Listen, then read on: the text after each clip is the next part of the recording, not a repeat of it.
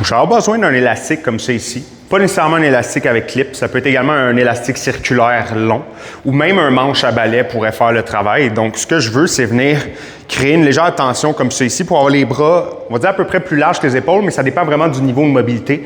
Si on a moins de mobilité au niveau des épaules, on prend encore plus large, alors que si on en a plus, on prend un peu plus rapproché. Le but étant de garder les bras complètement dépliés pour venir tranquillement faire un grand tour circulaire comme ça ici pour ramener l'élastique dans le bas du dos avant de ramener tranquillement l'élastique vers l'avant comme ça ici. Comme je disais, ça peut être fait avec un manche à balai, un petit peu plus exigeant avec un manche à balai puisqu'il n'y a vraiment pas aucune liberté de mouvement, aucune amplitude qui peut être modifiée comme on le fait avec l'élastique. En même temps, sa force est un peu plus stricte, donc c'est deux bonnes façons de faire l'exercice.